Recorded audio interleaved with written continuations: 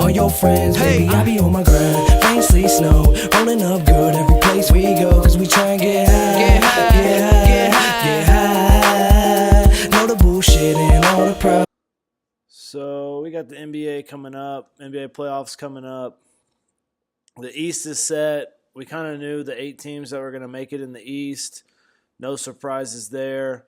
Now, the Heat and the Bucks have really not played that. They're in the playoffs, so they've played pretty well in the year, but they're kind of some of the back half teams with the Wizards. The Wizards have dropped, 4 in a row, and I don't know if they're going to do a whole lot of damage in the playoffs. I mean, the thing is though, all those teams are like separated by like a game and a half.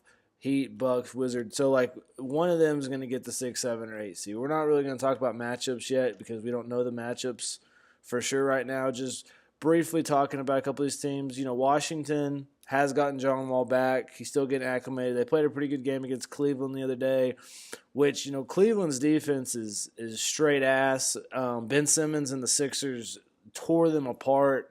I think last night on NBA TV, I think the game was, Ben Simmons just trashed Cleveland's defense, just passing the ball over the place. They've got a lot of shooters, got guys that can dunk. He's very unselfish with the ball. Ben Simmons, I talk about Ben Simmons a lot, or I feel like I do. He's just a guy that I, have been high on. There's a lot of coming out of college that this guy was selfish and this guy's not that good of a player. He's going to really struggle when he gets to the NBA, and I'm not feeling it. I'm really feeling like he's going to be probably one of the best players in the league in a couple years from now. But just briefly talk about the Eastern Conference. Toronto. We know Toronto's gonna crater in the playoffs. It doesn't matter that they're the 1 seed. They do have a good defense. They do play good defense. But I don't care. Like, I don't care that they're the number 1 seed. Boston is going to be creeping into the playoffs. If you're that 7 seed, you're honestly getting a real, young team. When I think about the Celtics, the 2 things that I think of first is Jason Tatum and Jaylen Brown, and those are they're going to be their main scorers in the playoffs. Al Horford is going to be a good player, but we know he's soft. So for Boston, I'm a little bit worried about that. I can see them getting out of their first round matchup. I think the Heat, the Bucks, and the Wizards are good teams. But so if the Wizards match up against the Celtics, I think the Wizards would win. If the Bucks match up against the Celtics, I think the Celtics may win that one. I think the Bucks, I think they'll turn over the ball a little bit too much. Boston does probably have the best defense in the Eastern Conference. And then you talk about the Heat. The Heat is I just feel like they can only do so much when the playoffs come around. They've got a good team, don't get me wrong, but I don't, if they stay at the 6th spot and they get matched up against the Sixers, Sixers have won 13 in a row. They're rolling right now. And they're a team that's looking good playoff-wise. When we see if they can get Embiid back, if Embiid can come back and be impactful, that's going to be huge. I mean, that's the thing too. Embiid's missed a couple of games now, and they're still really, really hot right now. Prediction-wise, I just can't go against Cleveland to come out of the East just, with LeBron. The playoffs haven't started yet. It does scare me, though, that defense. That defense is terrible. Jordan Clarkson was playing really good at the break. Rodney Hood was a good name that came over. Larry Nance was a good name that came over, and they started real strong. But Kevin Love is soft. He doesn't play good defense. They've got a good amount of 3-point shooters like they always do. Honestly, LeBron has not been, as of lately, he has not been that clutch at the free throw line. He missed a couple of free throws against the Wizards a couple nights ago that almost put that game in jeopardy. Definitely he could have tied the game up against the Sixers, and that didn't happen. But that's the thing. They got swamped in the first half against the Sixers, and they were still right in that game. LeBron went in takeover mode. So I just can't go against them. Big keys, big changes that we're looking at on the last couple of days of the season is, who's going to finish 6th, 7th, 8th. If it was my prediction, I'd say Heat probably finish 6th. I think somehow the Wizards get to that 7th spot, and then Bucks will fall to 8. Bucks just don't have a coach. They need a leader at that coaching position. They've got a really good team, and I would like to see them get matched up against the Raptors because I think they'd give the Raptors hell. But I think biggest storylines for the Eastern Conference going to the playoffs, can LeBron repeat? Can the Raptors get their shit together and do something other than get to the conference semifinals? And then can the Sixers sustain their hot start? And then a surprise team that obviously they're getting matched up against the Cavs in the first round, which it's probably, or the Sixers, which is not a good matchup. But the Pacers are a really good team that I've really been impressed with all year. They're kind of a sleeper team, I'd say. The Bucks are more of my sleeper because they're a lower seed. The Pacers have proven themselves to be a good team. I just think, getting matched up against the Sixers or the Cavs in that first round is going to be tough. So, we'll wait for the matchups to come out, and then we'll kind of dive into the matchups and stuff like that. But just, kind of overlooking things, that's kind of how I'm looking at it. Kyrie going down for the Celtics was huge. Not really a big fan of that. That was really tough. And I think, another storyline, can Embiid come back? And when Embiid does come back, is he going to – not that he think he's going to fuck the chemistry up, but, they've been winning without him. Is he going to be as good as he was? Is he going to have a mask on? If he has a mask on, is that going to affect his ability to shoot the ball? So there's a lot of intangibles. And the Eastern Conference is really exciting because, at the same time, I could see the Cavs and the Wizards in the finals. I could see, the Cavs and the Raptors in the finals. Now, if they finish 4th and the Raptors are getting 1st, then that's a second-round matchup. But, and maybe at this point, maybe the Sixers can sustain this hot start or this hot finish that they've had, and maybe they can match up against the Cavs. But I think no doubt, even though the Cavs defense is as bad as it is, I just think, you can't, basketball is such an individual sport. At the same time, it's a team sport, but it's such an individual sport. One player can take over a game, and when LeBron James is on the floor, it's really tough to just bet against him. Name of the game for basketball is just score more points than the opponent, and I think LeBron is going to be able to do that in the playoffs. But honestly, they've been wanting to change the conferences up and go seeded wise or go by record wise, like who has the best record should get in and stuff like that. And I think that's a terrible way because when you think about the strives because of the West being so strong for so long, it made it that these East teams had a lot of high lottery picks. And now you get to see these teams that have had these high lottery picks, what they've done with it. We talk about the Sixers, you talk about the Bucks. The Pacers have honestly always been pretty good back to the Paul George days and Lance Stevenson days, and the Roy Hibbert. So they never really fell off. Their front office has done a great job of, sustaining a playoff spot for them. The Heat, kind of the same. They kind of faltered, when LeBron left, but they're still right here. And the Wizards, the Wizards are the older kind of, lottery type team. They got Wall and Bill a couple years ago, and those guys are at the point now where they should be ready to make a real playoff run. So I'm not as worried about the fact that they're a bottom seed. They could definitely make some noise with the way that the Raptors play in the playoffs, and then how the Celtics are really depleted right now. Even though the Celtics are still playing pretty good, in their last 10 they're 7-3. I don't see they would need Kyrie to get over a Cavalier hump, maybe even a Raptors hump or a 76ers hump. The 76ers, though, you have to remember that these other teams have, lost a couple games there and there, and they're won 13 in a row. So their record is a little bit bolstered right now. I don't know if, they were a team that was like a 5-6 seed if they weren't as hot as they were right now. So they're finishing hot. One of the big things that I always look for is how how teams finish going into the playoffs. So there's a lot of good storylines for the East, and I think it really could be a toss up. I think just depending on who your matchups are. I think any team between the Sixers, Raptors, maybe even the Celtics, and maybe even the Wizards could end up facing the Cavs in the finals. The East is wide open this year.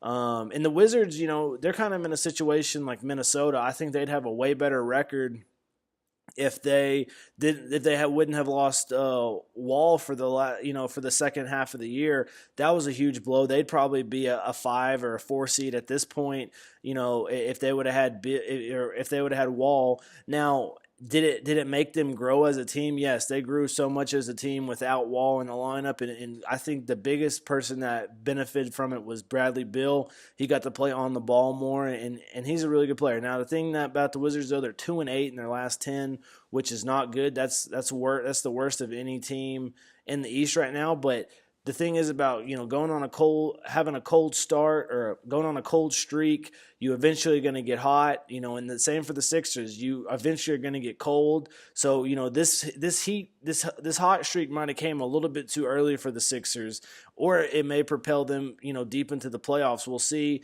I'm not betting against Ben Simmons, though. He's a hell of a player. Now let's talk about the West a little bit. The Rockets have really, at the first year, I'm going to be honest, I was not sold. I thought, why do you need, Chris Paul? You have James Harden. James Harden's great on the ball. But it's really opened up this offense. They have tons of three-point shooters. If it's going to be one of those things, if they're hitting threes, then this is just going to be a really tough team to beat. They've kind of adapted the Warriors mindset, except instead of their stars being the guys that can really knock down threes, it's more role players, and they have a lot of different role players that can come in and hit threes. You talk about Ryan Anderson. You talk about, Ariza can hit threes at times. Eric Gordon can come in and hit threes. Obviously James Harden hits threes. Chris Paul can hit threes at times. And I'm going blank right now. There's tons of other guys. Gerald Green's on the team. There's tons of guys on this team that just really make this team really scary going into the playoffs. And then they added Joe Johnson, a veteran presence. I think he'll be good. PJ Tucker's another good veteran presence. And then this is the time period where I can't say his name. He played at UCLA, Muamute. He's a big defensive guy, and he can cover like 3 or 4. He's pretty lanky, and he's a guy that I think they have a lot of good pieces for a playoff push. Now, still, even though they're the 1 seed, I think the Warriors are definitely a team to beat. I think something that you have to remember with the Warriors is the fact that they've been kind of injured. They've been kind of injured throughout the year. Quinn Cook's played really good for them as of lately.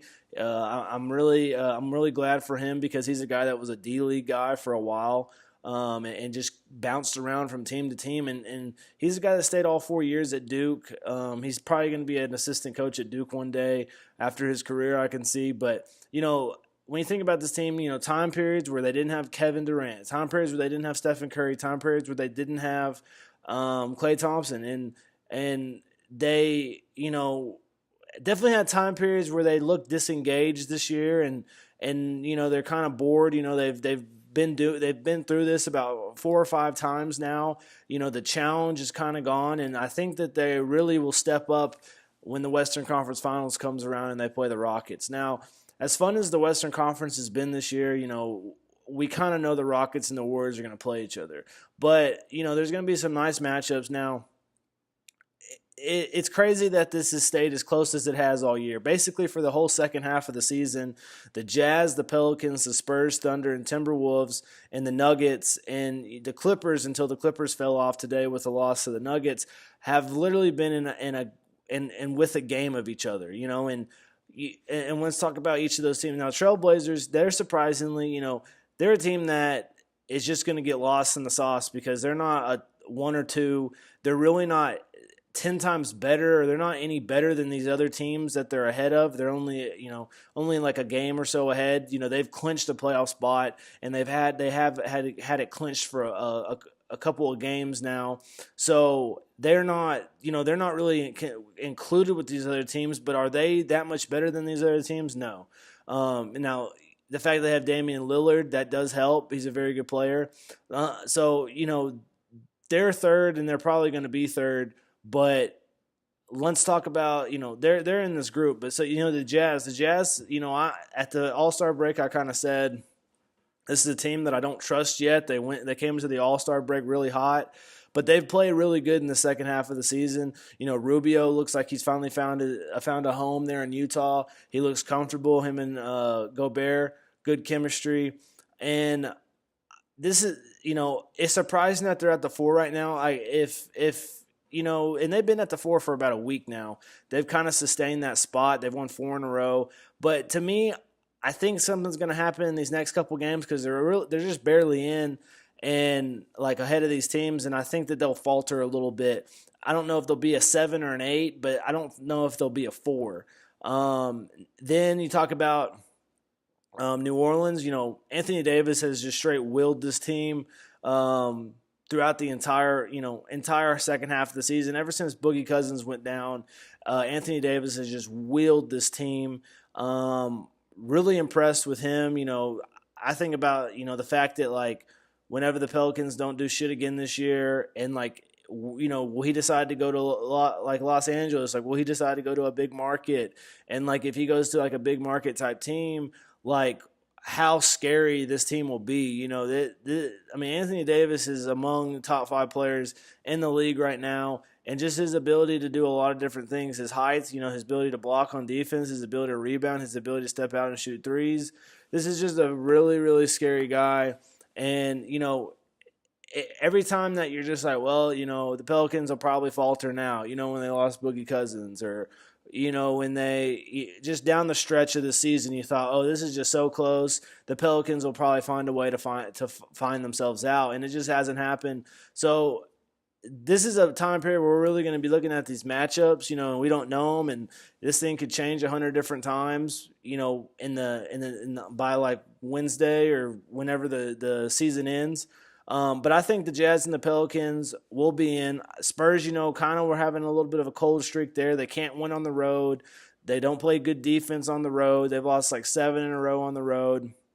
But they're really good at home. So I think something big for the Spurs is to finish the last couple of games strong. And I think what they really, they got 2 games left. What they really need to do is they need to try to creep up to that 4 spot. Because if they can creep to that 4 spot, then they'll be playing, a couple of home games in their first matchup. Maybe they can get out to a 2-0 lead because they do not play good on the road. Kawhi hasn't played at all. I don't see Kawhi playing. I don't really see Pop thrusting him on with this lineup. So, LaMarcus Aldridge, he's done a great job, but it's funny. I feel like he kind of tried to get out of Portland because, he was like a one-man show, with Lillard. McCollum was good, but he had to do so much. And it's so funny that, like, he went to a Spurs team that had so many pieces around him, and he didn't have to do that much last year, to now every night he's having to drop 30 and 12. Anytime they win, it's because of LaMarcus Aldridge, and so he's in a really tough position. He's got a lot of young players around him. I'm sure he's probably the most pissed at Kawhi out of anybody there in San Antonio. But so San Antonio, I think, is a playoff team. For sure, they're obviously a playoff team, but I don't know how deep of a run they can go. Now, the one thing that you don't want to do in the West is you don't want to be a 7 or you don't want to be an 8 seed, because that means you get a first-round matchup against the Rockets or the Warriors and your season's basically over. Now, the Thunder, I think the Thunder will get in. Thunder, Spurs, and Pelicans are all a game up on the Timberwolves and the Nuggets. And the Timberwolves and the Nuggets play the last day of the season. So I think that that'll be basically a playoff for that last spot. And, the Nuggets won the other night at home against the Timberwolves. If not, they would probably be basically out at this point. The Nuggets are getting hot at the right time. But that's going to probably be a pivotal game that decides who gets in and who gets out. Now the Thunder are, these are all good teams in the West. Don't get me wrong; they all have really good records. So it's not that they're bad teams, but just to think about how bad, the Thunder have underachieved this year with the star power that they have. You would think that they would be a 3 seed where the Trailblazers are at when you talked about their lineup. And, all the teams that made moves in the offseason, those 3 teams, not the Warriors, but them in the Rockets really made a lot of moves in this offseason. And they were kind of a short-term moves to be good now. And it just really hasn't panned out that well. The chemistry is not that great. Melo, he could only be, unselfish for so long, and he's definitely had selfish times at points in this year. And I think, the Melo and the Russ, they really clash. And I think obviously Melo has to go, but I think that they're in. I think they'll make the playoffs. Now, if they get that 7 seed, I don't really see them really making that much of an impact. Getting matched up against the Warriors, having to play 2 games in a row at Oracle, going back home, those 2 games, I think you go down 3-1. So that's tough. But but the main thing, Timberwolves were a 4 seed or a 3 seed, I think it was, at the All-Star break. And the fact that they lost Jimmy Butler, that was really tough. If there is one more spot, it'd really be nice. I guess it's a good thing that the Timberwolves and the Nuggets are playing that last game of the season. So, it'll kind of be like a playoff for that last spot.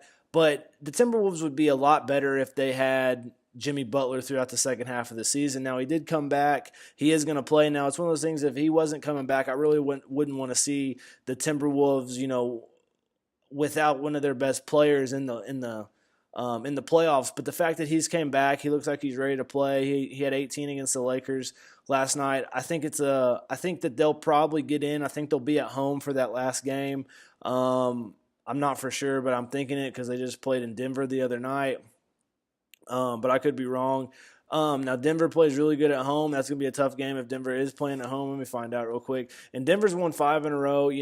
Denver kind of had some issues with they kind of had some issues. Yeah, they're playing at Minnesota. They had some issues, throughout the season, a lot of injuries. And when Millsap came back, it really hurt the Joker's production. And they just really, they were really having some issues nucleus-wise with how that was going. But I don't know. I think the Nuggets have really shown that they're going to be a good team. And maybe this, obviously, making that 8 seed is not really going to do much. So, we can sit here and talk about this all day, but it doesn't really matter. These teams are probably going to get, shattered by the Rockets or the Warriors, whichever one they match up against. And, maybe if something crazy happens, maybe the Thunder will get knocked out, maybe the Spurs will get knocked out, and both these teams get in. But I'm really thinking that the Nuggets will probably be the team left off, which I really hate because I really love Jamal Murray and I really love Nikola Jokic. Those are 2 guys that I've really, fell in love with watching this year.